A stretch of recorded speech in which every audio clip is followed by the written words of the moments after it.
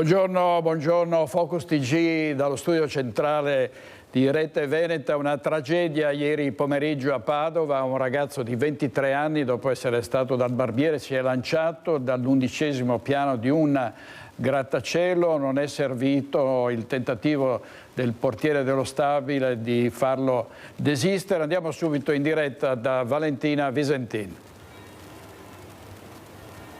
Sì, buongiorno direttore, alle nostre spalle il Palazzo Europa, la torre da cui si è lanciato ieri nel tardo pomeriggio, erano le 17:45 circa, il 23enne studente universitario. Una tragedia con ancora molti interrogativi, soprattutto sulle motivazioni che hanno spinto il giovane al gesto estremo. Sembrano motivi legati allo studio. Poco prima di lanciarsi, infatti, lo hanno sentito urlare qualcosa a riguardo della sua tesi. Nel mio zaino c'è la mia tesi, ha urlato, gli esami mi stanno facendo male. Queste le ultime parole sentite dai vari testimoni, alcuni residenti del palazzo, ma soprattutto il portiere dello stabile, che ha cercato invano di raggiungere il giovane per farlo desistere. Un gesto che sembra essere stato pianificato, perché il ragazzo il giorno prima aveva preso appuntamento da quel barbiere che vedete inquadrato in questo momento, un salone di parrucchieri che si trova al primo piano. Ha preso un appuntamento, ieri si è presentato in orario, è andato dal barbiere e poi è salito fino all'11° piano. Quando si sono sentiti i rumori dei vetri rotti della finestra, alcuni residenti si sono allarmati e si sono iniziati a sentire le urla del giovane, mentre il portiere stava chiamando il 118, il tonfo e la tragedia. Sul posto anche la polizia e il pubblico ministero ha comunque disposto l'autopsia sul corpo del ragazzo, un 23enne residente a Romano de Zelino. Questi sono gli unici dettagli che sappiamo, ma ci ha raccontato la tragedia, la sua testimonianza, ancora sotto shock, il portiere dello stabile, il signor Antonio, che questa mattina lo abbiamo intervistato. Io vi lascio con le sue parole e restituisco la linea allo studio. Sinceramente penso che mi rimarrà negli occhi finché vivo, perché una tragedia del genere non si dimentica facilmente. Capitata all'improvviso così e non riesco a darmi un perché, però presumo che fosse già tutto quanto premeditato, perché, ripeto, se non lo faceva qui lo faceva da un'altra parte, quindi... Lei ha visto entrare questo ragazzo? Io ero in galleria assieme a delle persone, quindi lui è arrivato normalmente, perché abbiamo saputo dopo che aveva un appuntamento dal parrucchiere già prenotato il giorno precedente, e ha suonato il campanello normalmente, aveva il giubbetto di cuoio, aveva lo zainetto sulle spalle, quindi è entrato senza dare nessun motivo, non era né irrequieto, sereno. Ha preso, si è aperta la porta, è salito su, e dopodiché dal lasso di tempo che è andato dal parrucchiere a che si è ucciso sono passati 3/4 d'ora, quindi presumo abbia preso le scale e abbia trovato il pianerottolo idoneo per buttarsi giù. C'è da ricordare una cosa: ieri era l'11 settembre, giornata di tragedia. Non so se avesse premeditato giorno, mese, roba del genere. A lei resta un rammarico? Resta un rammarico di non essere riuscito a localizzare dove si trovava finché cercava di buttarsi giù, perché io ero sotto che cercavo di dissuaderlo, di desistere. L'ho invitato in portineria, lui mi diceva che non ce l'aveva con me, farfugliava, diceva che la laurea ce l'aveva con lui, che gli esami e la tesi l'aveva fatta e che non ce l'aveva con me, che aveva paura che mi facessi male perché mi venivano giù i vetri che lui rompeva dall'11° piano, quindi potrebbero essere stati una ghigliottina. E allora mi urlava, mi diceva: non ce l'ho con lei, se ne vada via perché sennò si fa male. e dopo un certo momento ho sentito il tonfo, me lo sono visto davanti che stavo chiamando il 118 e quindi basta.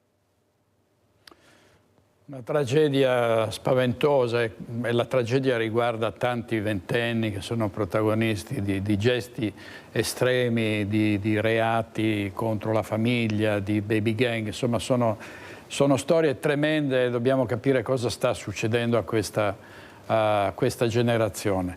Intanto, per restare sulla cronaca nera, a Chiampo un 71enne è stato trovato cadavere in una scarpata, era uscito di strada e di lui non c'erano più notizie. Sentiamo Carlo Alberto Inghilleri. Chiampo era uscito in macchina per andare a pranzo, ma poi era scomparso e di lui non c'erano più notizie. Non era rientrato nella sua abitazione dove viveva da solo e i parenti hanno lanciato l'allarme. I carabinieri hanno avviato le ricerche e in un paio di ore lo hanno rintracciato. Purtroppo in via Mistro Righi, lungo un tornante, era uscito di strada. Resta da capire se per una disattenzione o per un malore, ribaltandosi più volte. Un incidente che gli è stato fatale perché è stato trovato senza vita in una scarpata. Forse la tragedia della strada si è consumata sabato quando il 71enne stava tornando da un ristorante nel Veronese. Andiamo all'inchiesta Palude che ha portato all'arresto dell'ex assessore Renato Boraso, all'avviso di garanzia ai vertici del comune di Venezia. Andiamo subito in diretta da Ilaria Marchiori. A te Ilaria. Buongiorno direttore, buongiorno ai nostri telespettatori, siamo proprio qui davanti alla procura, oggi è il terzo interrogatorio come ha anticipato l'ex assessore comunale Renato Boraso, non sappiamo ancora se sarà l'ultimo oppure no. Proprio ieri sentendo il suo avvocato Umberto Pauro ci ha detto che non avrebbe rilasciato dichiarazioni se non al termine di tutti gli interrogatori e non aveva appunto la certezza che questo sarebbe stato l'ultimo, lo sapremo solamente al termine, dunque tra alcune ore. Comunque queste sono giornate di interrogatori proprio per quella che è l'indagine Palude. Ieri la procura ha puntato i riflettori sui piani per trasformare l'area dei Pili dai 41 inquinanti ettari della laguna in quello che è un waterfront di lusso, dunque con alberghi, residence e il palazzetto dello sport, e al termine sono stati sentiti i legali di Lui Lotti, l'uomo in Italia del manager del magnate cinese Ching, il legale rappresentante incaricato dal finanziere di intrattenere proprio i rapporti con l'autorità di Venezia proprietaria dei terreni. Che cosa hanno detto fondamentalmente al termine i suoi legali? Vi leggo proprio le dichiarazioni. Il dottor Lotti ha voluto chiarire la realtà dei fatti. La nostra posizione è che la realtà prospettata dalla procura non sia aderente in realtà a quanto accaduto, perché il nostro cliente era ascoltare quello che accadeva sul mercato, per quello lui ha sempre monitorato anche il fronte dei Pili, semplicemente questo, non ci sono stati incontri operativi, questo hanno voluto specificarli. Dunque per la difesa i Pili sarebbero stati più che altro, aggiunto, un progetto di Vanin. In questo lungo interrogatorio di ieri, che è durato 6 ore, invece non si è parlato dell'ormai famosa tangente da 73.000 euro che per la procura sarebbe stata invece pagata dall'ex assessore Boraso nell'ambito dell'acquisto di Palazzo Donà e Palazzo Papadopoli da parte appunto di Mr. Ching per abbassare la base d'asta di quest'ultimo. Potrebbe essere invece che nell'interrogatorio di oggi proprio con l'ex assessore Boraso questa invece sarà una delle argomentazioni e delle domande che verranno fatte a Boraso. Comunque noi rimarremo qui per cercare di capire al termine se questo effettivamente sia l'ultimo interrogatorio o se ce ne saranno degli altri. Al momento qui da Venezia è tutto, io restituisco la linea allo studio. Grazie a Ilaria Marchiori e a Sandro Ponchio per la parte tecnica. Andiamo avanti con la giudiziaria. Il processo a Diletta Miatello, che è accusata dell'omicidio di entrambi i genitori. Durante la requisitoria il pubblico ministero ha chiesto per l'ex vigilessa l'ergastolo. La donna si è riferita ai genitori durante l'interrogatorio, si è riferita chiamandoli signora Sarto, signor Miatello. I coniugi Miatello, il signor Giorgio Miatello, la signora Mariangela Sarto. Ha parlato di nuovo in aula Diletta Miatello, la vigilessa di 52 anni, accusata di aver ucciso i genitori senza mai riferirsi a loro come mamma o papà. Andrà a sentenza il 16 ottobre il processo. Allora la Corte d'Assise dovrà decidere se accogliere la richiesta del pubblico ministero Marco Brusegan, che per la donna, ritenuta dai periti della procura capace di intendere e di volere, ha chiesto l'ergastolo. Era la notte del 27 dicembre 2022 quando Giorgio Miatello e la moglie Mariangela Sarto vennero massacrati nella loro villetta di San Martino di Lupari. La moglie, morta dissanguata per i 27 colpi ricevuti al cranio, era stata trovata senza vita. Giorgio Miatello sarebbe morto dopo 2 mesi di agonia il 28 febbraio dell'anno successivo. Del delitto è stata accusata Diletta, ex vigilessa, una delle 2 figlie della coppia, arrestata dai carabinieri dopo una breve fuga in un albergo del Bassanese. Quest'ultima, che ha testimoniato una lunga vita di soprusi e violenze nei suoi confronti da parte dei genitori, si è sempre dichiarata innocente. In aula presente anche la sorella, costituitasi con la figlia parte civile con una richiesta di risarcimento rispettivamente di 600.000 e 224.000 euro. Il 16 ottobre toccherà prima Elisabetta Costa, avvocato difensore di Diletta Miatello, poi la sentenza. Vizio di Chiara Gaiani aveva appena rapinato una donna della Borsetta, la 19enne padovana, fermata e arrestata grazie all'intervento di un poliziotto del quartiere, accaduto in via Valeri, in città, a Padova. Sono state le urla di una donna che rincorreva una ragazza ad attirare l'attenzione dell'ispettore coordinatore che dalla sede del posto di polizia di Piazza Gasparotto a Padova si è lanciato verso via Valeri, dove ha notato una ragazza fuggire con una borsa in mano inseguita da una 50enne. Erano circa le 11:45 di martedì quando la donna, che aveva lasciato la bici in via Valeri, ha visto fuggire la giovane con la borsa rubata dal cestino e si è lanciata all'inseguimento, riuscendo anche a raggiungerla, ma finendo strattonata e spintonata da quest'ultima. Dopo un primo tentativo di fuga riuscito, la ragazza, una 19enne padovana, è stata fermata dal poliziotto che nel frattempo aveva chiesto a un passante di allertare il 113. Accompagnata in questura, la giovanissima è stata identificata e arrestata per rapina. Nella borsetta nascondeva altra merce rubata. Un nome noto alle forze dell'ordine il suo, nonostante la giovane età, con diversi precedenti per reati contro il patrimonio e in materia di stupefacenti. E a proposito di borseggi, di scippi, si sta parlando moltissimo di quanto ha fatto una imprenditrice di Viareggio che riconosciuto lo scippatore che le aveva appena sottratto la borsetta, lo ha travolto con il suo SUV fino ad ucciderlo. Ne abbiamo parlato ieri sera a Focus. Sentiamo cosa ha detto tra gli altri Michele Toaldo, presidente del Consiglio Comunale di Montebelluna. Questo signore qua che è stato investito, d'accordo, nessuno giustifica, nessuno vuole fare l'apologia di questa signora che ha commesso un reato, benissimo.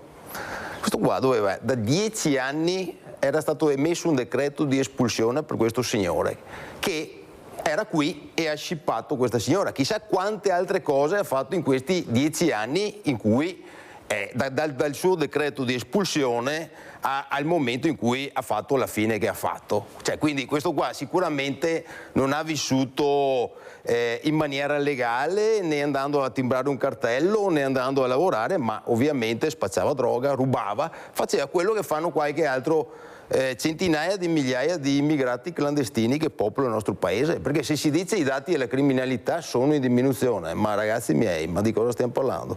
Andiamo a farci un giro in stazione centrale a Milano, è peggio di stare in una suburra, ma non occorre andare a Milano, basta andare a Padova, a Mestre, eccetera. C'è una situazione che è insostenibile. Allora io, questa signora, che, ripeto, non giustifico, ma però voglio dire una cosa, bisogna cercare anche di comprendere che certe volte il cittadino che si incazza entra in una sorta di cortocircuito, perché poniamo invece il caso rovesciato, che questo signore avesse portato a termine questo furto Questa signora magari si trovava scippata della borsa, questo aveva le chiavi di casa, magari le entrava dentro e finiva il lavoro che aveva fatto, magari facendo del male a lei o a uno dei suoi cari. Adesso parleremo di uno dei 100 casi di cronaca nera che accadono ogni giorno in questo paese, che purtroppo sono in grandissima parte a opera di questi disperati che ti entrano in casa e che ormai entrano nelle brevi. Questo caso ha avuto un clamore perché ovviamente c'è un video che porta in maniera evidente questa cosa, sembra una cosa da film, il cittadino, il giustiziere della notte che si fa giustizia da solo, ma se fosse stato il contrario, che questo qua con le chiavi entrava nella casa della signora, andava a fargli una visita, magari la stuprava, la rapinava o faceva del male ai suoi cari. Ecco, questo era Michele Toaldo ieri sera a Focus, poi c'è stata la replica di Gabriele Zanella di Rifondazione Comunista, ovviamente di segno opposto. Vediamo ancora per la giudiziaria l'omicidio Ceschin, è saltato l'incidente probatorio, sospesa una delle prove regine, quella del biglietto inviato in carcere da Sergio Lorenzo, accusato di essere uno dei killer, e al presunto mandante del delitto, l'ex marito della vittima Enzo Lorenzon. Ci dice tutto Daniela Sizzia. È stata un'eccezione presentata dalla difesa a far saltare l'incidente probatorio che avrebbe dovuto cristallizzare l'acquisizione di una delle prove regine nel delitto di Margherita Ceschin. Si tratta del pizzino, ovvero il biglietto intercettato dagli inquirenti, scritto in carcere da uno dei presunti killer, Sergio Lorenzo, ed inviato all'ex marito della vittima, considerato dagli investigatori il mandante dell'omicidio. Uno scritto consegnato ad un carcerato, compagno di cella, che avrebbe dovuto recapitare direttamente a Lorenzon, fra le frasi scritte quelle di essergli fedele sempre, ma l'esame del test è arrivato fuori dal tempo massimo. In questa fase l'incidente probatorio ritenevamo che non potesse essere fatto essendo stata superata la fase dell'udienza preliminare. Il giudice ci ha dato ragione e quindi ha rinviato eventualmente all'assunzione della prova in sede ordinaria, cioè davanti alla Corte d'Assise. Insomma, la prova è stata congelata. Questo vuol dire a livello processuale che la prova dovrà essere assunta, come ha detto il collega, nel momento in cui è ordinariamente assunta, quindi davanti al dibattimento, davanti al Tribunale, alla Corte d'Assise, e se dovesse per caso rendersi per qualche motivo non più reperibile il test, chiaramente la prova verrebbe meno. Sostanzialmente, se oggi fosse stata assunta questa prova, sarebbe diventata una prova già acquisita per il processo. Ad oggi quel documento che è stato sequestrato non è una prova. Presenti in tribunale gli avvocati della difesa dei 7 imputati. Il test, ovvero il carcerato che ha consegnato il biglietto alla polizia penitenziaria, avrebbe dovuto riferire anche delle frasi confidate da Lorenzo circa il delitto ed il pagamento di $1 milione da parte di Lorenzon, l'ex marito, se avessero ucciso la 72enne pensionata. Tutto ora è stato sospeso, la prova sarà portata in dibattimento quando inizierà il processo ad ottobre. La donna fu brutalmente assassinata nella sua abitazione, aggredita, soffocata ed uccisa. Andiamo avanti con un'operazione antispaccio a Padova, no, a Treviso. Sono stati arrestati dai carabinieri di Castelfranco 2 pusher giovanissimi. Vediamo.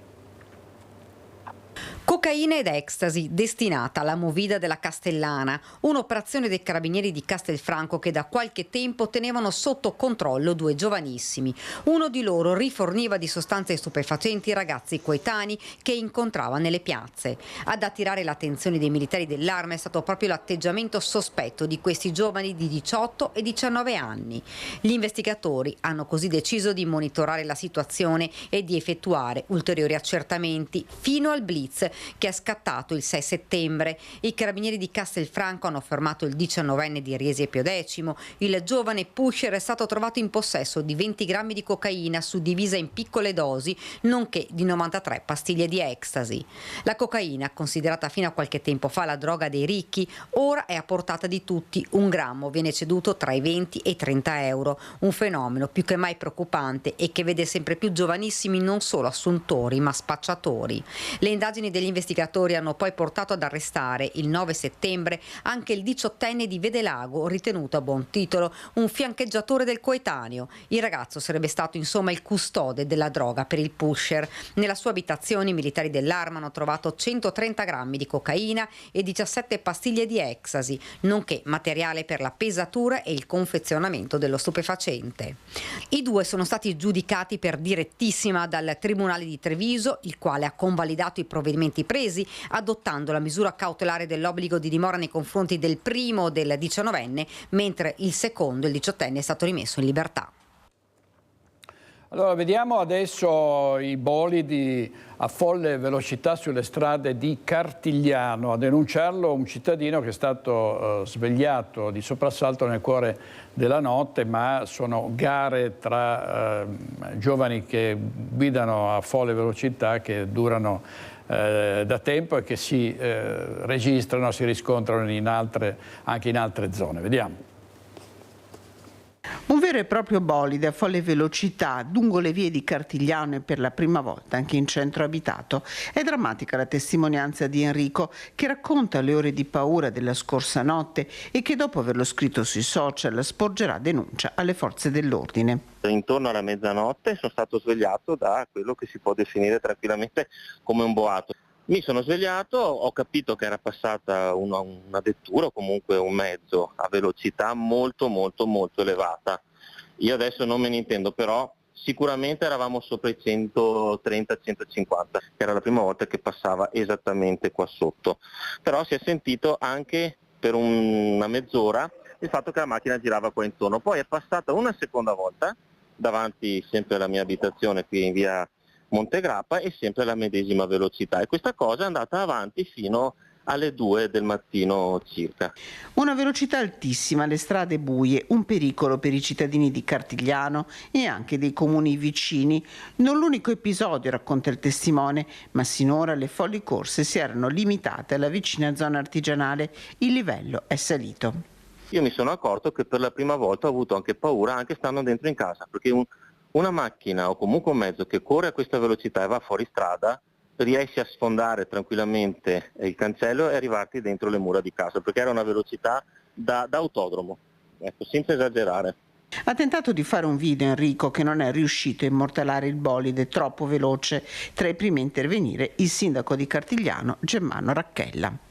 Da subito mi sono attivato chiedendo ai carabinieri e alle forze dell'ordine che ci diano una mano per individuare chi è stato e per vedere anche come risolvere questa problematica. E come ben potete immaginare, anche pur di notte che c'è poca gente, basta una persona per creare un danno irreparabile. Dunque, assieme alle forze dell'ordine, assieme agli altri colleghi sindaci, dobbiamo trovare il sistema per arginare anche questo pericolo.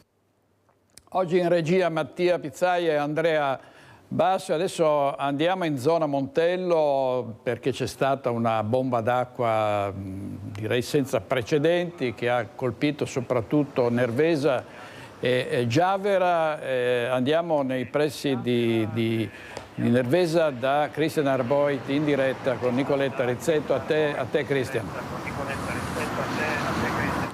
Sì, direttore, buongiorno anche da parte di Nicoletta Rizzetto. Ci troviamo a Bavaria, che è una frazione di Nervesa sul confine di Giavera. Con Nicoletta ci stavamo recando dal sindaco di Giavera, che raggiungeremo fra poco, ma la nostra attenzione è stata in qualche modo si è concentrata su quello che vedevamo lungo la strada e ti posso dire che la situazione è peggiore di quella che poteva sembrare nella giornata di ieri, perché veramente i danni in case, negozi, garage sono più diffusi e più gravi del previsto. Qui siamo in via Genio Zappatori, nel centro appunto di Bavaria, sulla strada che porta a Giavera del Montello. Qui con me la signora Milli e il signor Lucio, che sono i titolari di questo negozio, di questo laboratorio di bioedilizia. E qui è veramente tutto da buttare, signora Milli.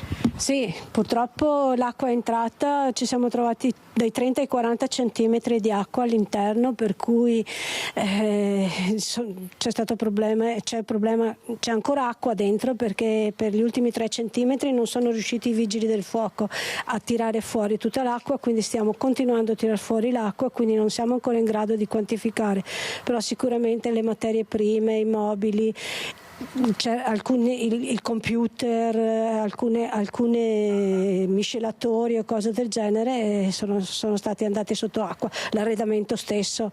Poi nel retro, diciamo, del laboratorio, lì non riusciamo ancora ad accedere perché è tutto per terra e bagnato. Signor Lucio, non era mai successa una cosa del genere ed è difficile anche spiegarsi il perché, da dove è arrivata tutta questa acqua. Sembra un po' un mistero questo. Non lo sappiamo. I vigili del fuoco ci hanno detto che era il canale Vittoria, però non lo sappiamo assolutamente.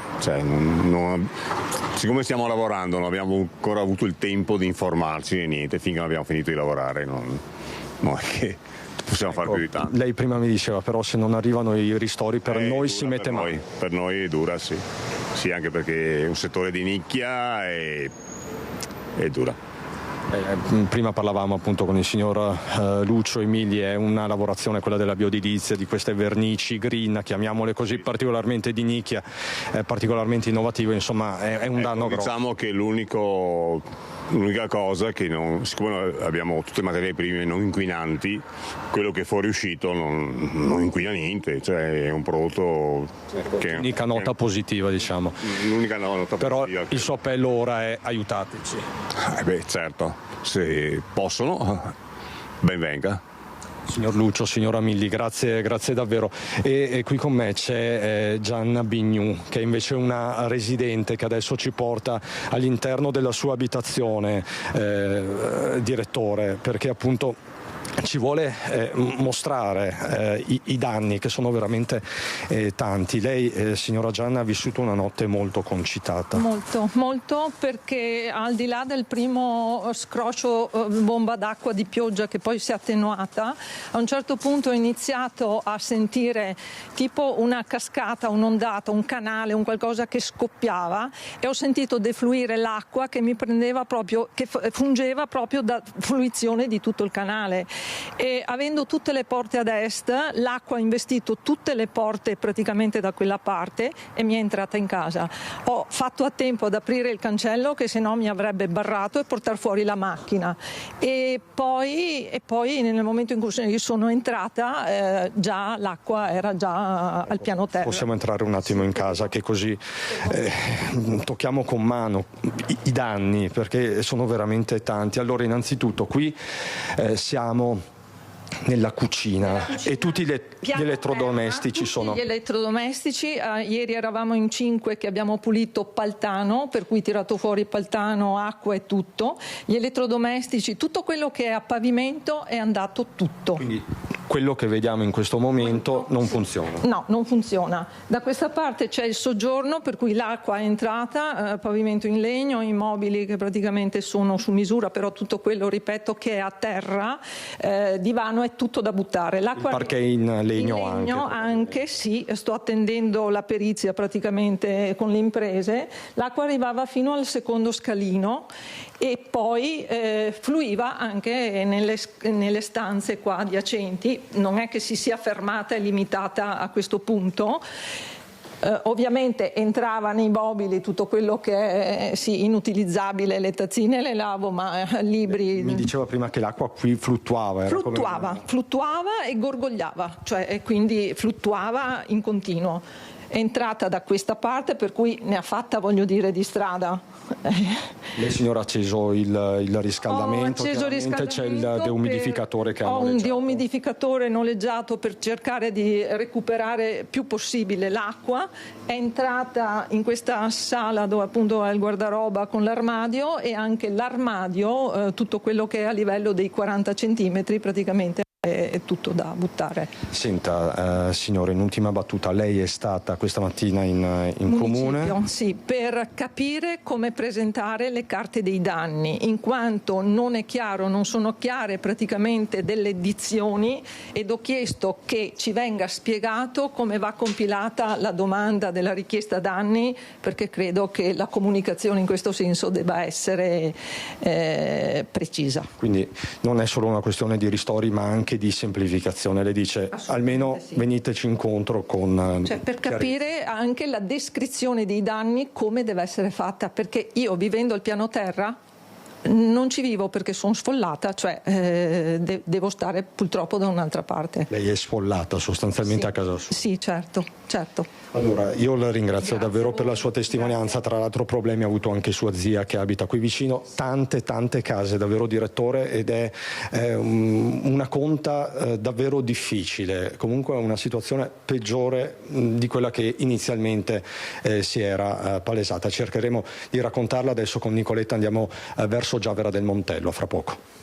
Grazie molte a Cristiana Raboita e Nicoletta Rizzetto. L'importante è fare le foto, lo si dice sempre quando ci sono queste calamità, fotografare tutti i danni proprio nei minimi particolari.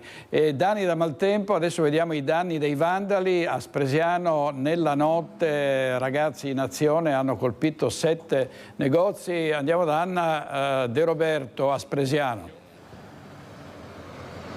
Sì, direttore, buongiorno, sono in compagnia del primo cittadino di Spresiano che ci ha raggiunto qui, e alle nostre spalle c'è proprio il teatro di questo atto vandalico. Potrebbe trattarsi di un atto vandalico, sono al vaglio le immagini delle telecamere di videosorveglianza. Come hai detto tu, si tratta di 7 attività, ma le attività più disperate: un barbiere, un estetista, un parrucchiere, un bar e la tabaccheria che vedete alle mie spalle. Allora, io farei un passaggio sulle indagini, sindaco, perché questo raid vandalico è avvenuto nella notte tra lunedì e martedì.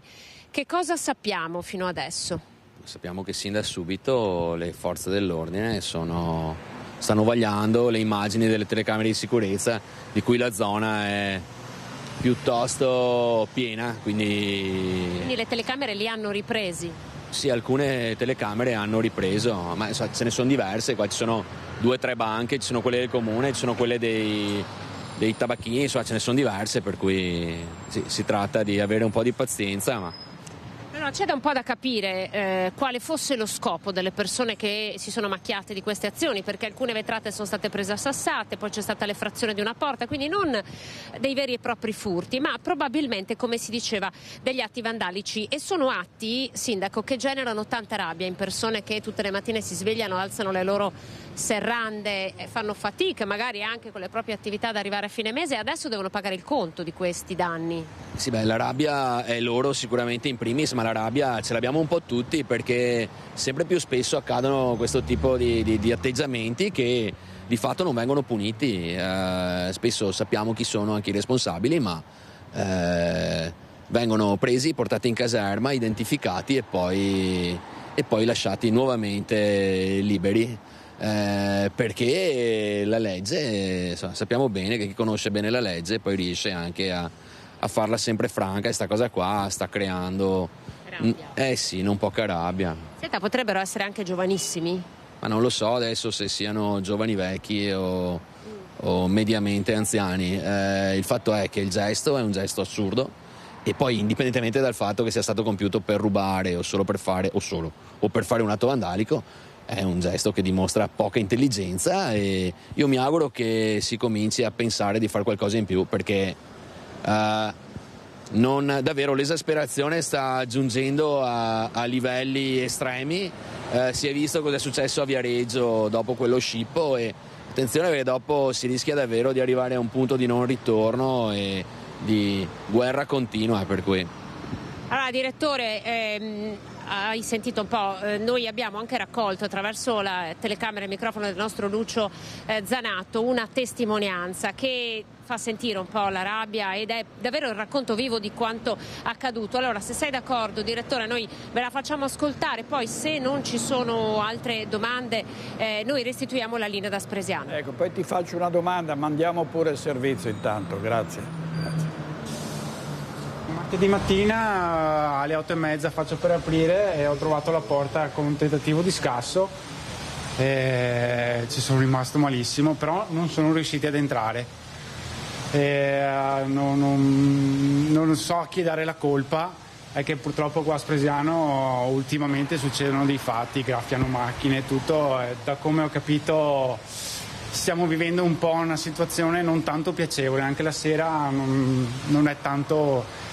se fossi una donna andare fuori da strada la sera in giro per Spresiano è un po' pericoloso, non è una bella situazione ultimamente. Diciamo che alla sera ci sono minorenni che vanno in giro, anche 2 o 3 giorni fa a mezzogiorno su una via qui hanno strisciato 3 macchine in pieno giorno.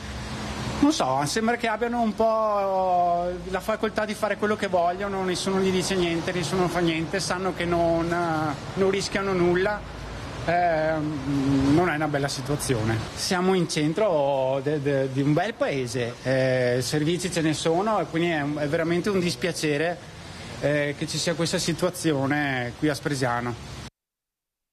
Allora, questa era una testimonianza. Anna, volevo chiederti se vi risulta che sia stato filmato uno dei pari adolescenti che si sono abbandonati a questa razzia. Dice il giornale Treviso Online, Treviso Today Online, dice un adolescente è stato filmato di spalle dalle telecamere, ma è sospetto che sia stata un'intera baby gang a colpire. Ecco, Sindaco, il direttore riporta una notizia battuta da Treviso Today che rivela che le telecamere abbiano ripreso un ragazzo giovanissimo di spalle e quindi qui c'è l'ipotesi della baby gang.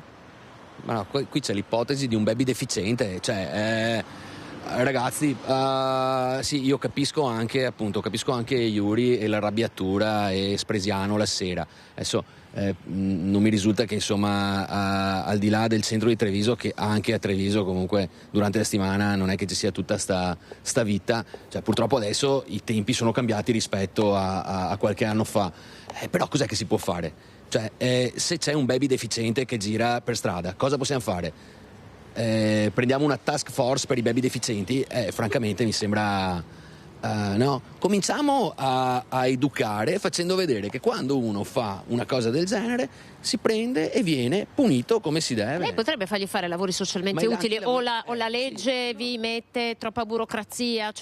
Allora, i lavori socialmente utili potrebbero essere un'idea, ma allora il minore in sto caso qua, allora attenzione, perché dopo si vede che è stato lui, allora c'è la privacy che ha più valore rispetto al come si dice, al reato compiuto. Poi attenzione, magari uno si fa male facendoli e adesso subentra un'assicurazione. Guardate, siamo anche noi abbastanza con le mani legate, si può fare magari ricorrendo a degli espedienti, però ora come ora non è così semplice. Bisognerebbe secondo me avere attenzione, non sto dicendo solamente la funzione punitiva della pena, anche quella educativa, però che ci sia un qualcuno che con un potere coercitivo te la faccia pagare, ecco. Il sindaco lo vengono ad ascoltare e poi fanno quello che vogliono. Ecco, direttore, le dichiarazioni di Marco Della Pietra.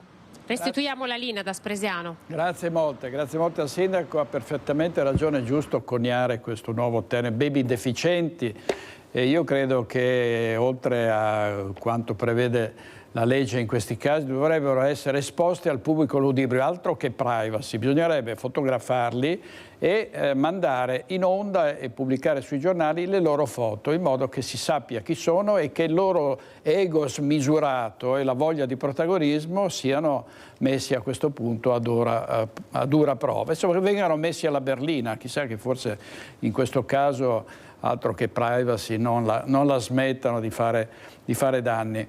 Torniamo ai danni del maltempo, perché abbiamo sentito Christian Arboit raccontarci che il bilancio del maltempo risulta essere ancora più duro di quanto non avessimo visto ieri con Eddie Calliman, ma torniamo a Nervesa per vedere quelli che sono stati comunque le conseguenze, sono state le conseguenze di questa ondata.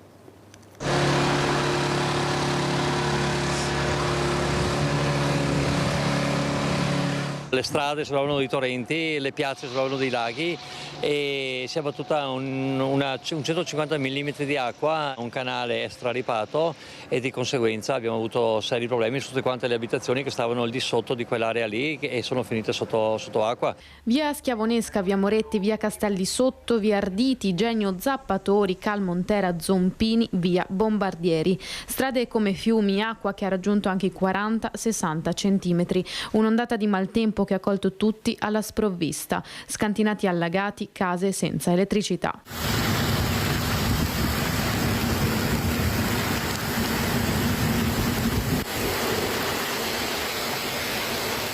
Non era previsto neanche una goccia, invece ha fatto il macello che ha fatto. Abbiamo anche dovuto soccorrere delle persone che sono rimaste intrappolate nella propria abitazione e quindi abbiamo avuto delle strade che si sono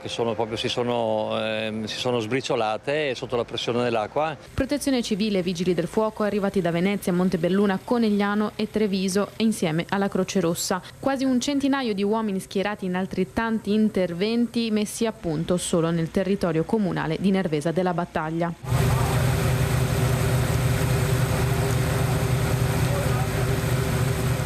Un recupero di 2 anziani che erano purtroppo senza corrente e con l'acqua anche alta dentro casa e sono riusciti insomma tra amministratori e vigili a convincerli a venire in comune. Abbiamo attivato poi delle brandine per poterli accudire durante la notte. Si è salvata grazie alla prontezza di lasciare la macchina in tempo e trovare riparo in un garage un'infermiera che si è ritrovata con l'auto al centro dell'ondata e la macchina che ha cominciato a galleggiare.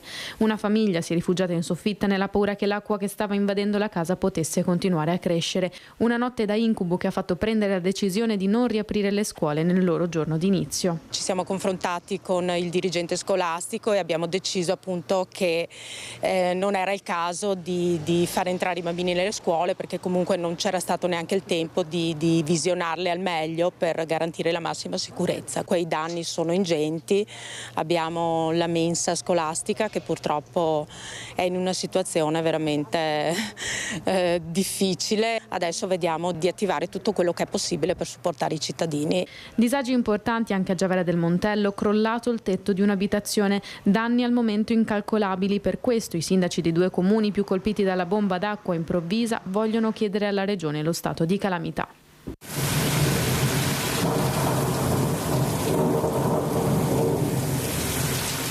Nel sito del comune vengono date anche delle indicazioni per fare appunto le dovute segnalazioni dei danni che tutti i privati hanno ricevuto. Purtroppo l'amministrazione è veramente addolorata e profondamente amareggiata per l'accaduto. Ci siamo già interfacciati con la regione, insomma adesso attiveremo tutte le procedure. E rivediamo altre immagini e altre testimonianze da Nervesa.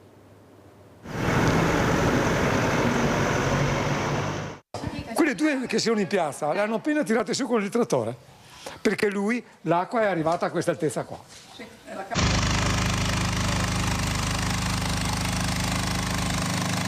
da noi per fortuna è rimasta a 40 centimetri, ma noi abbiamo fatto tempo a tirare fuori la macchina.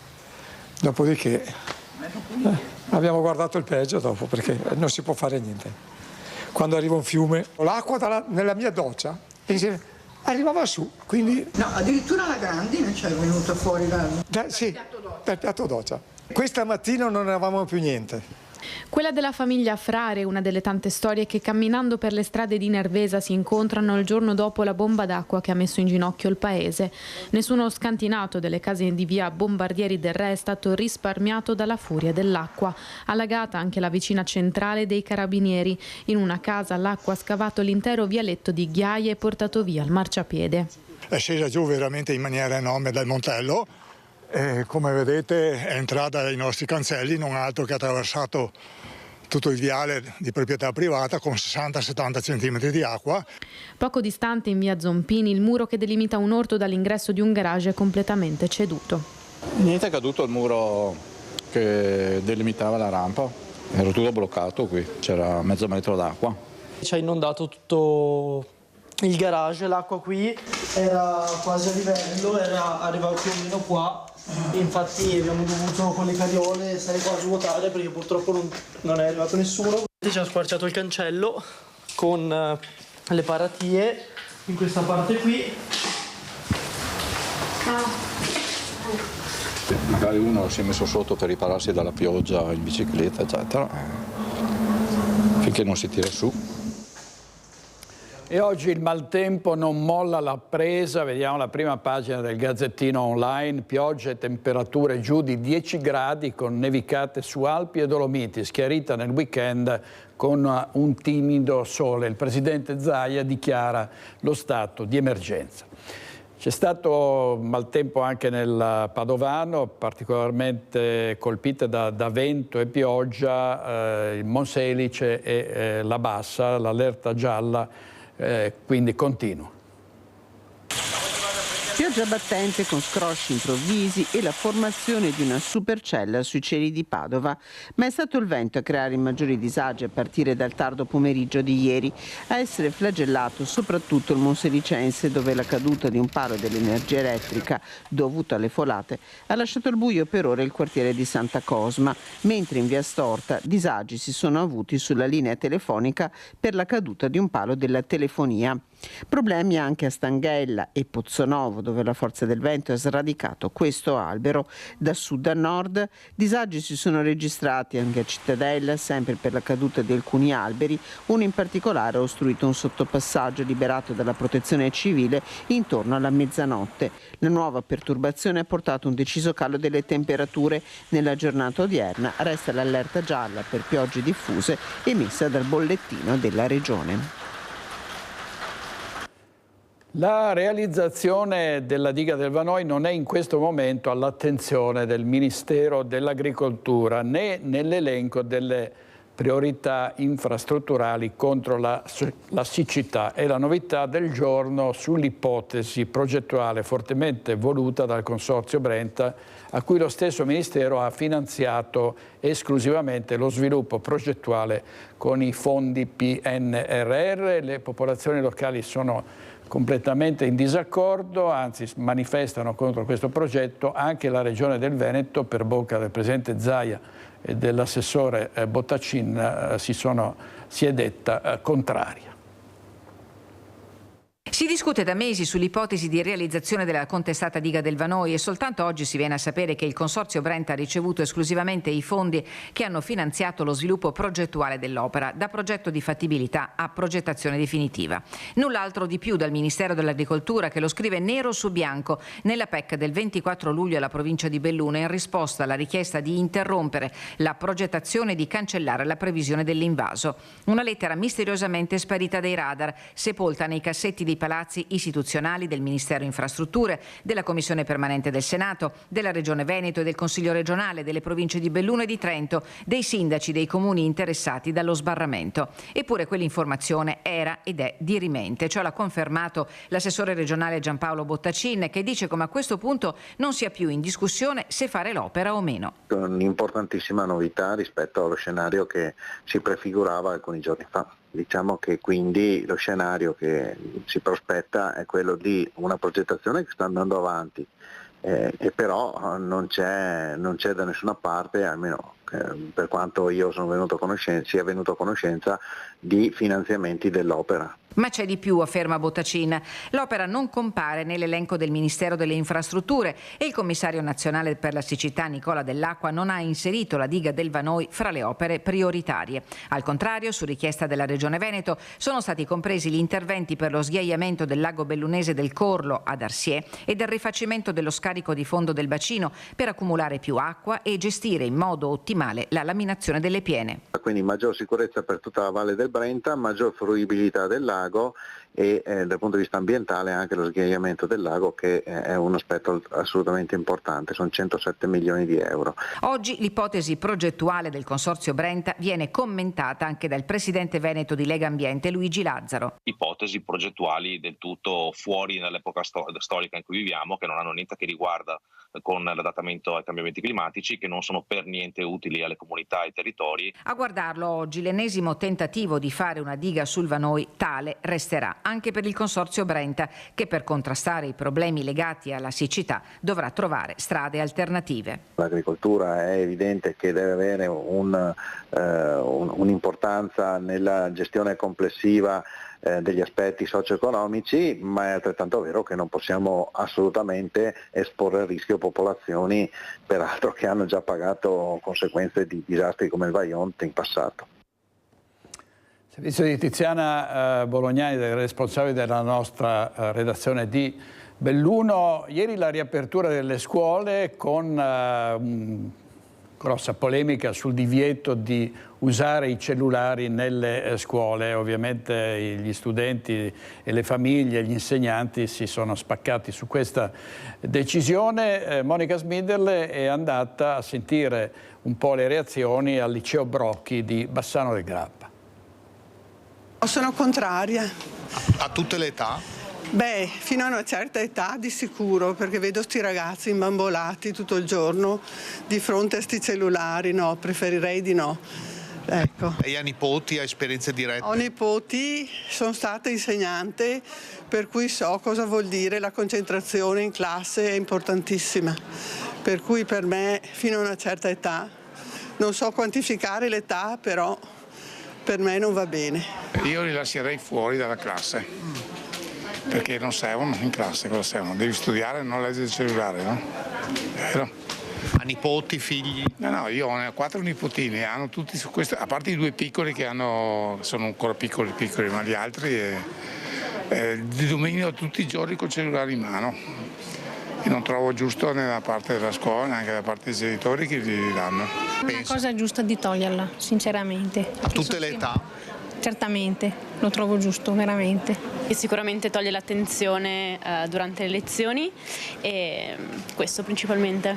Il divieto adesso riguarda dalla scuola dell'infanzia fino alle medie, mentre alle superiori è consentito. Può essere un limite giusto secondo lei? Beh, sicuramente lo è, nel senso che non è necessario. Si studia sui libri, si studiano sicuramente sui device, però non sui cellulari.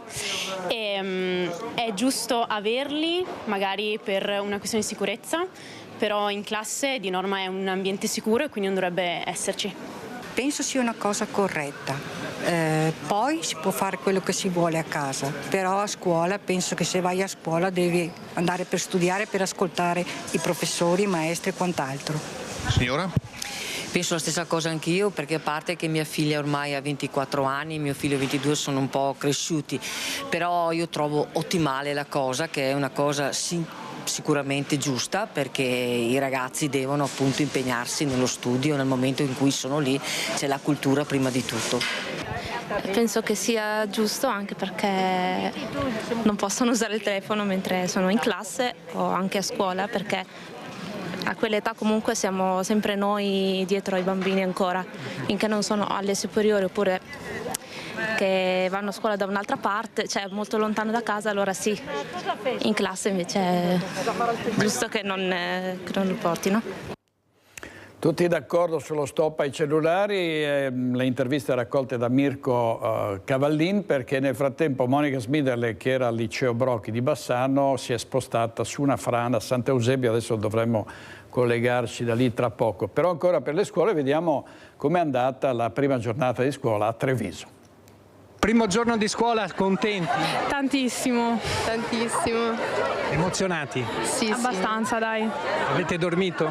Sì, quello sì. Nervosismo? Sì. Che giornata sarà? Speriamo che andrà tutto bene e che riusciamo a imparare qualcosa. Ore 7:50 gli studenti si preparano a raggiungere i loro istituti. Alcuni sono emozionati, altri non hanno dormito per l'agitazione. Insieme a loro anche alcuni genitori. La ragazza che è andata in prima si è svegliata stamattina alle 5:30, dunque non penso abbia dormito tanto bene. Che giornata sarà? Faticosa. Non lo so, spero vada bene. Una giornata memorabile anche per i più piccoli, con i loro trolley carichi di libri. Solo i ragazzi delle prime dovevano entrare alle 8, ma i veterani hanno deciso di arrivare in anticipo per rivedersi dopo le vacanze e scegliere i banchi migliori. giusto per trovarci un po' prima del primo giorno di scuola, anche così per fare colazione insieme. È sempre bello trovarsi un po' prima per ritrovarsi dalle vacanze, avere un po' di tempo per riambientarsi anche con le persone a cui teniamo, insomma. Per prendere i posti. Il banco strategico. Allora, noi abbiamo pensato terza fila attaccati al muro. Questa mattina molti studenti hanno utilizzato gli autobus per andare a scuola. In diversi punti della città erano presenti bus navetta che li hanno portati a destinazione senza problemi. MOM ha istituito una task force per garantire l'accesso ai mezzi pubblici solo a chi possiede un regolare titolo di viaggio. Operative per l'occasione 6 squadre di controlleria, oltre a diversi assistenti alla clientela. Impiegate anche circa 30 persone con pettorine identificative per assistere gli studenti. Nonostante il traffico fosse intenso, sia all'andata che al ritorno, è rimasto tutto comunque scorrevole. Oggi è andato tutto bene, cioè è arrivato anche in orario il bus, e mentre di solito fanno anche tanto ritardo i primi giorni. Per il momento bene comunque, tranne qualche problema con gli abbonamenti. L'applicazione è un po' gestita male secondo me. Nei bus navetta potevano salire solo gli studenti muniti di abbonamento. Il che ha provocato la rabbia di alcuni studenti. Ho scoperto stamattina arrivando che ci sono le navette riservate agli abbonamenti e quindi io non posso salire con il biglietto che ho pagato, devo per forza avere l'abbonamento. Per chi come lui provvisto di solo biglietto, a disposizione solo gli autobus di linea, rendendo di conseguenza le corse molto affollate, situazione segnalata anche da alcuni telespettatori. Il servizio di Nicola Marcato, insomma, un difficile ritorno nelle scuole per via della mancanza di insegnanti, per via dei prezzi del materiale scolastico, per via dei trasporti e anche per via dei problemi delle mense scolastiche. Sentiamo Luisa Bertini da Vicenza. Polemica sulle rette scolastiche comunali che non si placa alla luce del Consiglio Comunale infuocato di lunedì, alla luce dell'inizio delle scuole. Siamo in compagnia con l'ex sindaco Francesco Rucco, ecco, polemiche che non si placano anche alla luce dei dietrofront sostanzialmente dell'amministrazione. Sì, il Consiglio Comunale serviva ad aprire un confronto pubblico sul tema mense, l'amministrazione non ha avuto coraggio di individuare le risorse economiche per coprire gli aumenti di questi mesi disposti appunto con la delibera di agosto scorso all'improvviso, e da questo punto di vista scarica sulle famiglie il peso economico di questi aumenti, andando incontro solo su aspetti comunque secondari. Si tratta di capire ora cosa intende fare rispetto all'inizio delle scuole. Lei dice si potevano compensare questi aumenti in qualche modo, c'era margine per poterlo fare? Tante amministrazioni che sono passate, al di là della mia, abbiamo sempre trovato i fondi a bilancio per coprire questi aumenti, tenendo sempre calmierata la tariffa della mensa, perché viene scaricata sulle famiglie, non tutte le famiglie hanno la possibilità di farvi fronte in maniera puntuale, da qui i ritardi nei pagamenti, da qui la necessità del recupero coattivo, che devo dire anche, ricordato in aula, l'assessore Tolio faceva anche personalmente dagli uffici comunali e arrivava a una copertura del 97% dei crediti. Ecco, abbiamo parlato di famiglie, noi siamo andati a sentirle le famiglie proprio alla luce dell'inizio delle scuole, sentiamo che cosa ci hanno detto i genitori. Ci aspettiamo di finire il prima possibile perché a causa di questi rincari delle mense almeno un anno e poi siamo fuori. È argomento molto caldo e siamo stati molto delusi anche da come è andata l'incontro con l'amministrazione. Aspettate un nuovo dietrofront? Io lo spero, devo dire sinceramente lo spero, quindi spero che questo messaggio sblocchi la situazione e ci sia un nuovo confronto. Le aspettative di quest'anno quali potrebbero essere? Che i ragazzi chiaramente si possano trovare bene come l'anno scorso, anche sotto il profilo della mensa che c'è stata un po' di polemica. Ci auspichiamo che le cose vadano come l'anno scorso, che sono andate bene comunque. Aspettate un nuovo dietrofront dall'amministrazione? No, non saprei cosa. Penso di sì che il comune ci verrà incontro, però veramente io rimango ferma sul fatto che sono rimasta davvero delusa da genitori che non hanno pagato. Ecco, abbiamo sentito il commento delle famiglie, ovviamente su più fronti. Lei ci parlava anche dei rischi. I rischi sono molto chiari, siamo seriamente preoccupati del fatto che i genitori si arrangino con la protesta del panino, ad esempio, possano mettere a repentaglio gli equilibri all'interno della scuola con gli altri bambini che fanno la mensa, piuttosto che la stessa gara d'appalto che dovrebbe essere effettuata nei prossimi mesi. È chiaro che un appalto diventa anche appetibile da un punto di vista economico se il servizio funziona. Se il servizio non ha utenti è evidente che non vi partecipa nessuno, quindi bisogna stare attento a trovare il giusto equilibrio. Questo è un invito che faccio all'amministrazione, in particolare al sindaco. Ecco, e io ringrazio Francesco Rucco per essere stato con noi. Grazie all'ex sindaco di Vicenza Francesco Rucco, a Luisa Bertini e a Simone Squarcina per la parte tecnica. Torniamo nella Marca trevigiana, dove sono 1800 finora i supplenti inseriti, fino ad ora sono arrivate però 60 disdette. L'ufficio scolastico provinciale dà tutti i numeri. A Montebelluna però ci sono insegnanti che si sono ritrovati in un'aula vuota. Abbiamo mandato i nostri figli a scuola, però si sono fermati davanti al cancello della scuola e al suono della campanella alle 8:10 non sono entrati in classe. È la forma di protesta, l'unica possibile per loro, di 28 famiglie che hanno i figli iscritti alla classe seconda dell'Istituto Agrario Domenico Sartor, sede di Montebelluna. Le due classi prime sono state accorpate in un'unica sezione quest'anno, costringendo 28 alunni, 4 hanno la legge 104, diversi hanno certificazioni in un'unica classe. Lei dice insostenibile fare lezione così? Insostenibile, assolutamente insostenibile.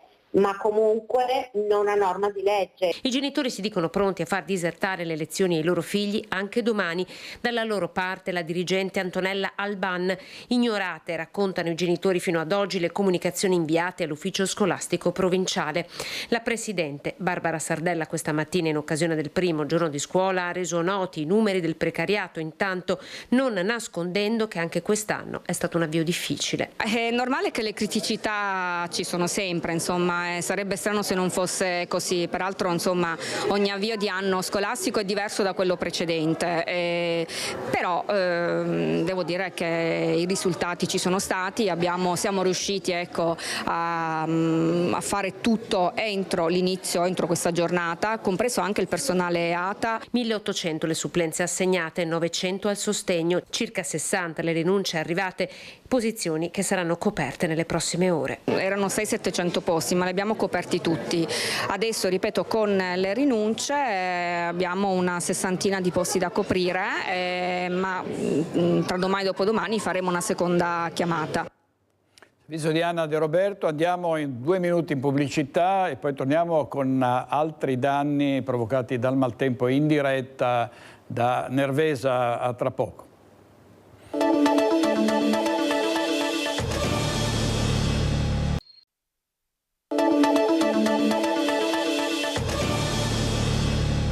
La linea di nuovo a Cristian Arboit e a Nicoletta Rizzetto da Giavera del Montello. Sì, direttore, buongiorno di nuovo anche da parte di Nicoletta Rizzetto. Nicoletta, che ti mostra gli effetti del maltempo qui in via Pedemontana. Siamo nel territorio comunale di Giavera del Montello. Questo è il torrente Brentella, sono centinaia e centinaia di metri e qui l'argine praticamente è franato letteralmente. Ci sono immagini di questo tipo lungo tutto il torrente, quindi insomma sono danni considerevoli, tanto che la strada è stata chiusa. Qui con me c'è il sindaco Andrea Maccari. Buongiorno. Buongiorno. Diciamo che questa è una delle fotografie del maltempo. In realtà poi se ci spostiamo verso via Montello lì ci sono scantinati allagati, insomma ci sono le problematiche che abbiamo visto anche a Nervesa della Battaglia. Assolutamente sì, anche qua abbiamo ricevuto danni di solito maggiori rispetto a quelli che abbiamo, tipo il 9 giugno abbiamo avuto un'altra esondazione proprio in via Montello, però questa volta è stato molto maggiore perché ha preso più zone che già noi nella fase di votazione del piano delle acque che stiamo tendendo un po' i pareri dagli enti e avevamo valutato come zone critiche, sono state messe sotto stress ulteriormente in maniera pesante anche a lungo tempo, perché voglio sottolineare che Giavera come conformazione è in una valle, cioè è più bassa rispetto al comune di Volpago e al comune di Nervesa, quindi tutta l'acqua che poi ha preso Nervesa in maniera pesante, perché posso riconoscere che Nervesa veramente è catastrofica quello che è successo, nella notte tornava indietro e defluiva contro Giavera e andando sulla parte bassa di Cusignane, quindi andando verso le 3 di notte andare a allagare ancora scantinati, quindi è stata lunga la notte proprio per questo tipo di conformazione. Si è innescato un effetto domino soprattutto. Ma Sindaco, per questo lei dice a questo punto serve una cabina di regia di fronte ai cambiamenti climatici, di fronte a questi eventi estremi probabilmente bisogna rivedere il sistema, perché qual è il punto? Ogni comune, ogni amministrazione sta redigendo il proprio piano delle acque, lo state facendo, lo avete fatto anche voi, però poi magari manca il passaggio di informazioni. Assolutamente sì, cioè i territori, nella logica del piano d'acqua io devo tener conto di cosa ricevo dagli altri comuni limitrofi e di cosa poi scarico negli altri comuni, quindi trovo interessante, trovo anzi utile e necessario che ci sia un piano intercomunale che vada a lavorare a 4 braccia, ci sia una cabina di regia che vada poi a definire. Gli eventi ormai sono talmente frequenti che sono estremi che stanno diventando normalità, se noi non cominciamo a fare delle azioni concrete poi i cittadini, come è successo e qui mi dispiace e anche sollevo il fatto di disagio che hanno avuto, poi subiscono questi danni, queste situazioni. Quindi un piano che sia intercomunale, una regia che sia intercomunale, poi lei parlava anche di un nuovo bacino di laminazione. Sì, allora, noi dove? Qua in via Montello, proprio all'ultima esondazione del 9 giugno, avevamo cominciato a collaborare con il consorzio di bonifica e avevamo fatto delle azioni, una è stata fatta che era uno sfioro che è stato aggiornato proprio per cercare di defluire l'acqua che arrivava giù dal canale Brentella e dalla parte di Selva che ricevevamo da Selva, quindi dal comune di Volpago, per portarlo nel canale di Ponente. Dovevano partire i lavori entro fine settembre di allargare uno scarico e metterlo a cielo aperto, e nella valutazione si stava iniziando la volontà di parlare, di andare in confronto con dei privati su delle aree in cui farle diventare vasche di laminazione o di bacini di raccolta, insomma. Per evitare proprio quello che stiamo vedendo sostanzialmente, perché voi avevate avuto già una giornata particolare difficile il 9 di giugno, quindi è il secondo evento atmosferico estremo. Esattamente, a breve. Diciamo questo anche sulla stessa zona di maggiore entità. Ho visto stamattina che Zaia ha dato lo stato di calamità, quindi questo insomma mi sembra una cosa propositiva e quindi rinnovo anche ai cittadini, come abbiamo mandato ieri il messaggio, di chi ha avuto danni portare risposte in comune in modo che noi raccogliamo e facciamo da cabina di regia nei confronti anche dello stato di calamità. L'invito è sempre quello a documentare i danni. Nei giorni scorsi vi abbiamo raccontato di Castelfranco Veneto, per esempio è arrivato il decreto della protezione civile, ve lo avevamo detto in diretta, per i danni della prima ondata, quella di maggio, quindi insomma bisogna portare pazienza, però è importante documentare ogni fase. Grazie Sindaco. Andrea Maccari con Nicoletta Rizzetto, direttore a te la linea. Grazie molte, grazie a Cristian Arboit. Intanto andiamo in diretta a Vicenza, perché con l'alta velocità arriverà anche il filobus elettrico, si potrà andare dalla fiera al tribunale in 12 minuti, progetto presentato oggi. Sentiamo subito Luisa Bertini. Sì, buongiorno direttore, buongiorno ai nostri telespettatori. Un filobus senza fili in realtà, perché adotta questo tipo di filosofia e sarà funzionale e integrato anche con tutto quello che comporterà la rivoluzione TAV in città. Lo chiediamo all'assessore Cristiano Spiller, che cosa comporterà e che cosa cambierà. È una rivoluzione non solo tecnologica, saranno tutti i mezzi elettrici a ricarica puntuale che avverrà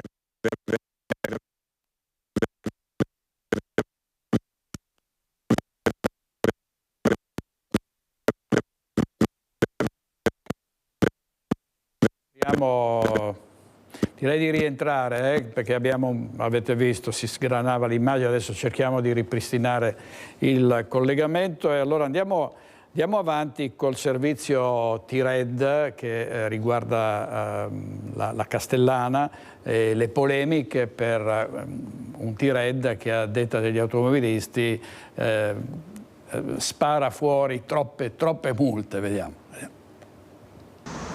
Con l'installazione delle nuove telecamere T-Red a Martellago le multe sono quasi raddoppiate nei primi 6 mesi dell'anno rispetto a tutto il 2023.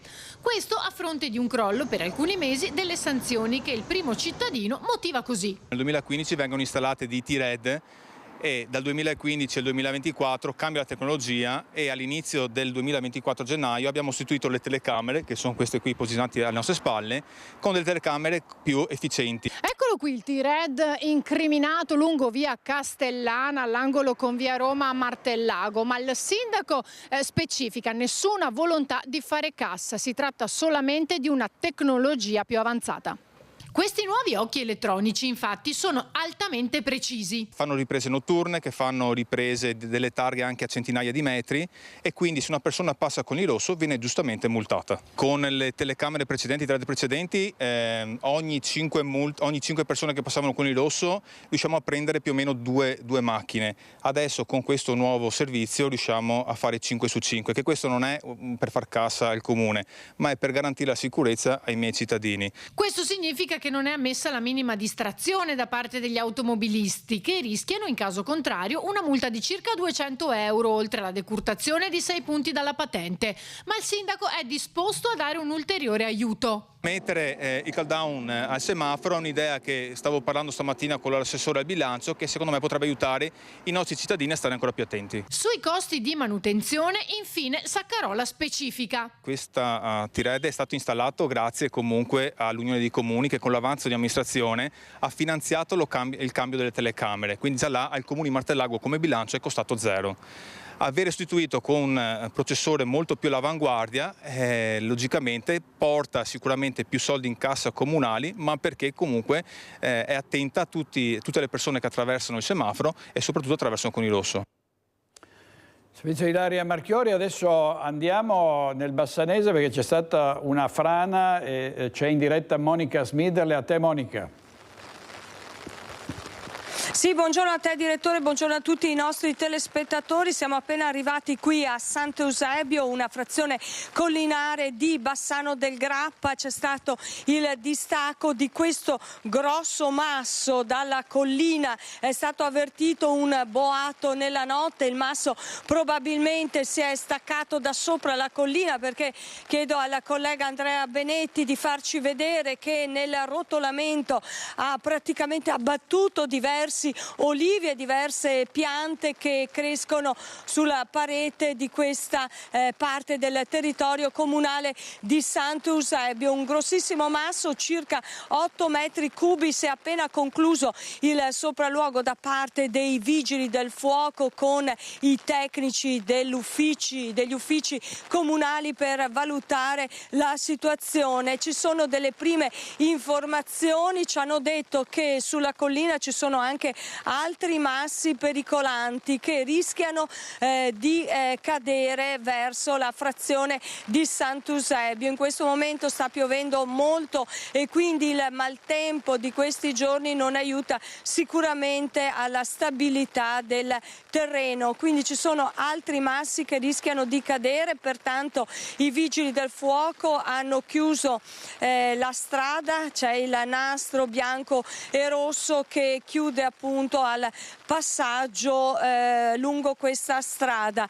Vedete che il masso si trova a pochi metri da un'abitazione dove vivono dei ragazzi ed è proprio dietro all'antica pieve di Sant'Eusebio, che è questa chiesa antichissima che si trova proprio dietro proprio davanti all'ammasso che è crollato. Quindi a rischio c'è questa parte di terreno che sta franando. Fortunatamente il masso si è fermato e non ha dunque investito la casa dove vivono parecchi giovani, parecchi ragazzi di origine pakistana. Si tratta dell'antica canonica, della vecchia canonica della Pieve di Sant'Eusebio. I tecnici comunali ci hanno riferito che oggi pomeriggio decideranno eventualmente per uno sgombero.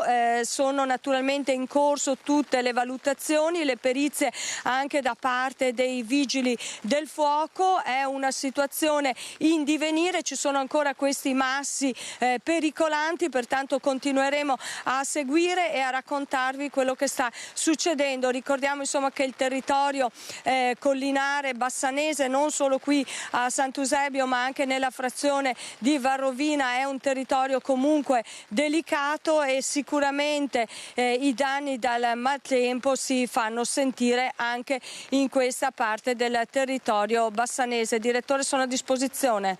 Grazie molte Monica Smider e Alessandro Costacurta per la parte tecnica, e meno male che si è fermata lì la corsa di quel masso gigantesco che avrebbe potuto davvero provocare grossi danni in quella abitazione. Restiamo a Bassano per la polemica sulle eco piazzole nel quartiere di San Vito. Sono comunque partiti i lavori mentre l'amministrazione comunale incontra i cittadini. Sono partiti come da cronoprogramma i lavori all'ecopiazzola del quartiere 25 aprile, dove di buon mattino sono entrati in azione le ruspe che costruiranno le aree di conferimento rifiuti progettata da ETRA e costruita con i soldi del PNRR. Il movimento non è passato inosservato e qualcuno è sceso in strada per dare un'occhiata al cantiere. Io non sono d'accordo perché porta sempre più sporco di prima, perché prima era una cosa, dopo verrà sempre odori, gente che abbandonano perché sappiamo, ecco. Questo è una vita che io abito qui, era il nostro campo, per i bambini, per i cani, ce li guardiamo, puliamo se sporcano e poi vogliono anche togliere le piante, ne abbiamo troppe forse, dai. Non siamo contenti di questa cosa che stanno facendo perché avevamo un po' di verde e ce lo portano via e ogni volta è sempre così. Prima si dice, poi si parla per niente perché quello che dicono di fare fanno. Benissimo l'ecopiazzola, però dovrebbero anche ridurre un po' le tasse per noi cittadini che portiamo la spazzatura, la dividiamo e loro prendono i benefici. E invece riduzioni di bollette? Non ce ne sono, anzi aumentano sempre di più. La seconda ecopiazzola, quella di San Vito, seguirà lo stesso iter a meno di clamorosi ribaltoni. Nelle scorse ore è arrivato il pronunciamento del TAR che boccia il ricorso dei cittadini e ora manca solo il via libera del cenio militare dopo la bonifica bellica dei giorni scorsi. Nel frattempo l'amministrazione comunale ha incontrato la popolazione per approfondire il progetto in una serata condita da contenuti e polemiche, ribadendo quanto aveva già detto il presidente di ETRA, Flavio Frasson. Sarà un servizio integrativo all'attuale porta a porta che rimane, non viene assolutamente tolto, nessuno ha mai parlato di toglierlo, tant'è vero che stiamo stampando i calendari del prossimo anno con tutte le giornate raccolte come erano adesso. È un servizio aggiuntivo nel senso che un cittadino può scegliere di portare i propri rifiuti direttamente all'ecopiazzola con la propria tessera 24 ore al giorno, quando decide. I lupi ancora scatenati sull'altopiano, è stata colpita questa volta la malga di Marino Pagiusco, che è il padre della transumanza. Ogni giorno una predazione, ogni notte un'aggressione a vacche, capre, pecore e asini dell'altopiano dei 7 comuni e i malgari non ce la fanno più. L'ultima predazione ha colpito l'azienda di Marino Pagiusco, padre della transumanza e gestore di una malga in Marcesina. La scorsa notte Pagiusco ha sentito i suoi animali particolarmente irrequieti e alle 4 del mattino, torcia alla mano, si è precipitato nel pascolo. Tutto sembrava a posto, ma quando l'alba è arrivata l'allevatore ha scoperto che una delle sue vacche era stata sventrata e divorata dai lupi. Pagiusco non nasconde la propria sofferenza e ammette di aver pensato di scaricare in anticipo la malga, scelta che potrebbe compromettere anche il rito della transumanza. Ma le continue aggressioni mettono tanti malgari nelle condizioni di fare lo stesso doloroso ragionamento. Un altro branco ha preso di mira infatti Malgacimo a Campolongo sul Brenta, nella zona di Rubbio, dove il quarto capo della rara razza burlina, l'unica autoctona del Veneto, è stato divorato nelle scorse ore. E un'altra bovina è stata trovata sbranata sulla strada della ferrovia che porta ad Asiago, dove passano ogni giorno tantissime famiglie in passeggiata. Quotidianamente le associazioni di categoria del mondo agricolo si esprimono su quanto sta accadendo in altopiano e anche Coldiretti torna alla carica chiedendo che qualcuno faccia finalmente qualcosa, ma di risposte questa estate non ne sono arrivate. Servizio Ferdinando Garavello, andiamo in pubblicità e torniamo subito.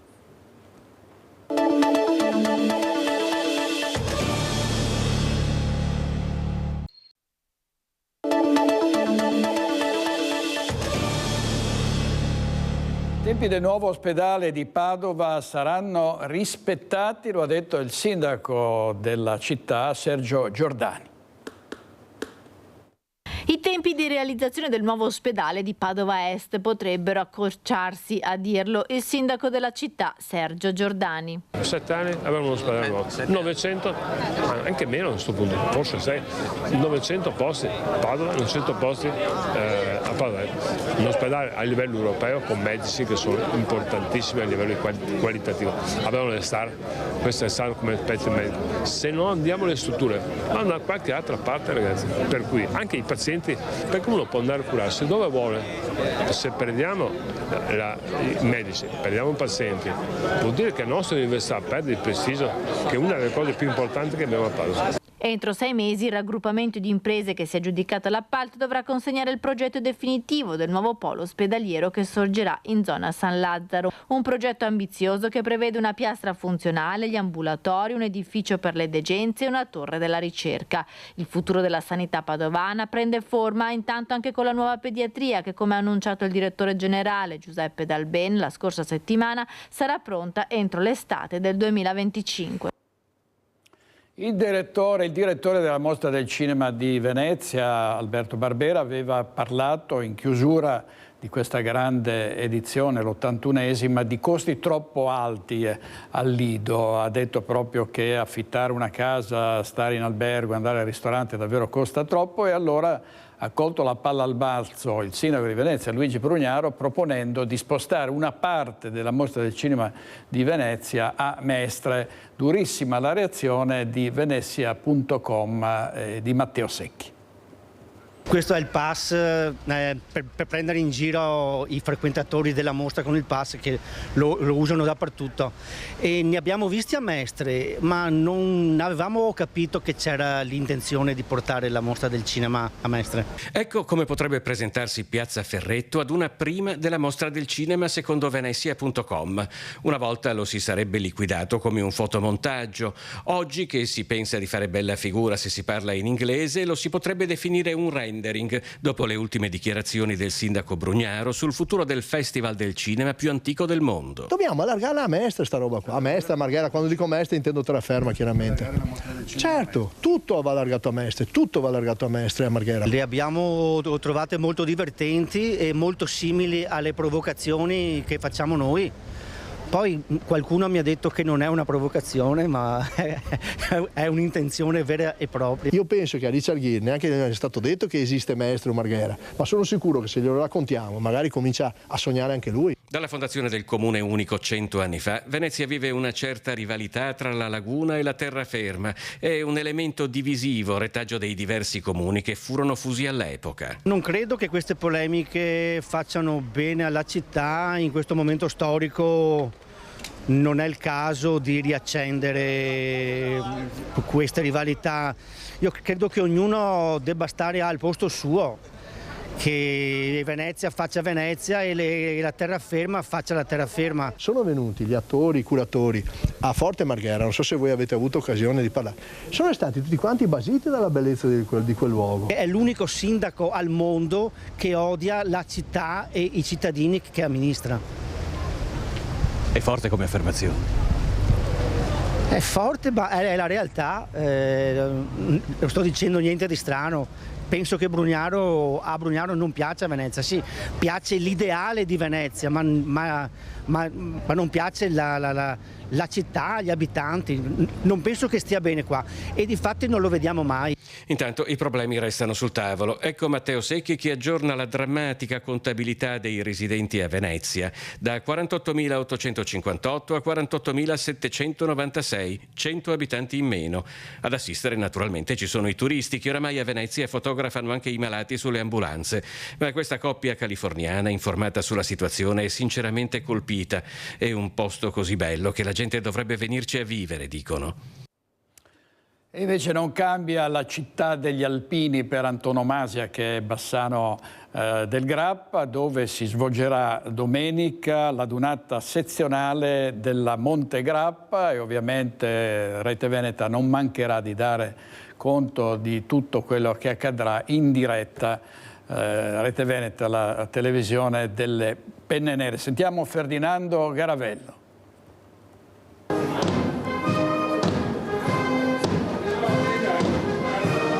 Bassano del Grappa è la città degli alpini e ospiterà ancora una volta un fiume di penne nere per la dunata sezionale dell'Ana Monte Grappa.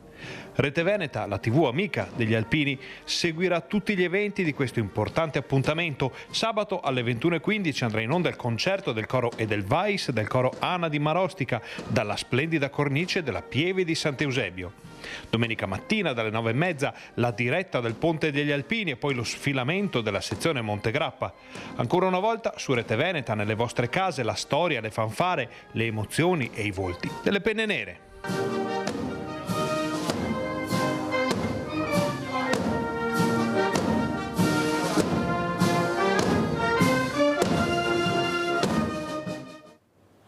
Allora chiudiamo con alcuni titoli del Corriere del Veneto. Alle Poste la più giovane direttrice dice: posto fisso, basta cercarlo, i ragazzi pensano ai lavoretti.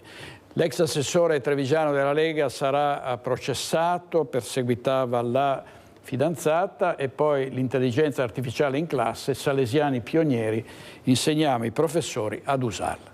Stasera alle 21:15 Focus, gli ospiti saranno Gio Formaggio, Marco Zabai, Morena Martini, Alessio Morosin, Luciano Dorella, Paolo Dalmastro, Fabrizio Comencini e Raffaele Addamiano, quindi vi aspettiamo puntuali alle 21:15. Grazie a Mattia Pizzai e Andrea Basso, i nostri registi, e buona giornata a tutti.